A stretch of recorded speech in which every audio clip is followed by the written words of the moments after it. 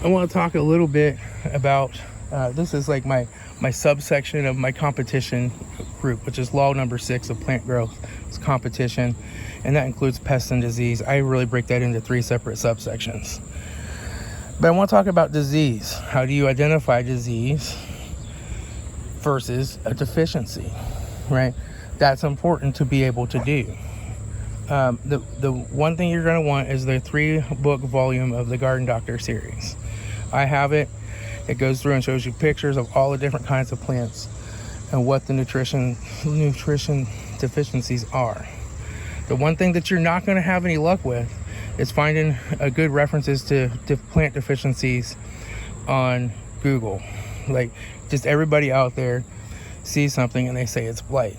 Like, a lot of people would come up to this tomato plant. They would look down here and they would say, that plant's sick. Look at those yellow spots that are getting on the leaves. Oh my gosh, what are we gonna do, right? It's important to realize that that's not a disease or a deficiency. It looks kind of like a deficiency, but it's not. That is just the plant killing off the leaves that are no longer a benefit to it, right? Those leaves are down at the bottom. They're below the bottom fruit set. They aren't getting much light, and they're not doing any good for the plant, so the plant stops giving nutrients to those leaves and they die. That's a perfectly normal thing. You can prune those off. I should prune them off, but that's not a disease. That's not blight. That's not some brown spot disease. That's a natural, normal thing for tomatoes to do. However, you start seeing things like that happening on the top leaves, then you might have a disease or a deficiency. Right, and so other things that you have to worry about are white powdery mildew. Let me show you.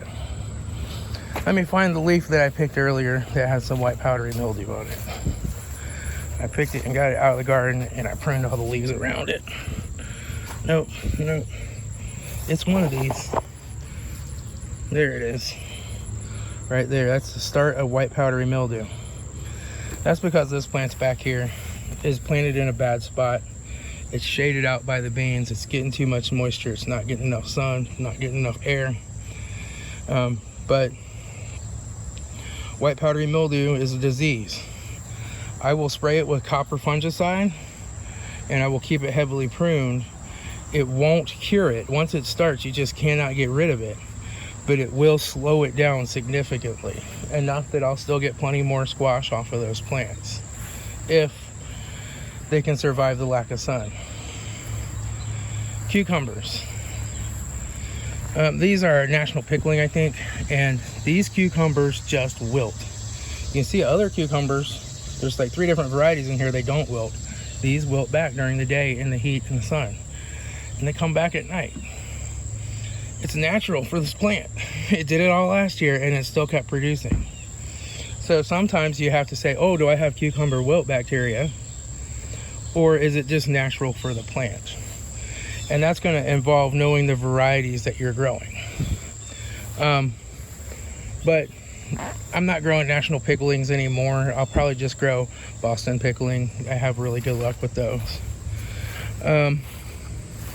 But that's just some of the things that you have to learn to be able to identify. And then you have to have nutrients on hand. Don't treat, well, I'll just say, the book says to treat calcium deficiency with lime or gypsum. I have found that I had problems with calcium deficiency showing up constantly, treating with lime and gypsum, and I switched to treating it with calcium nitrate.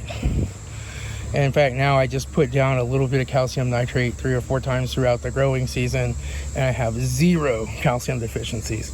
No matter how much lime I poured on my garden, it wasn't helping the calcium deficiencies. So I don't know how bioavailable lime is to the plant right away. I still use it in my pre-plant, but I still have to supplement with calcium nitrate, and that could just be my garden. But since I started doing that, I haven't had any signs of any calcium deficiency. So anyway, that is what I am doing in the garden. I'll talk to y'all later. This is Tom, your Frugal Prepper.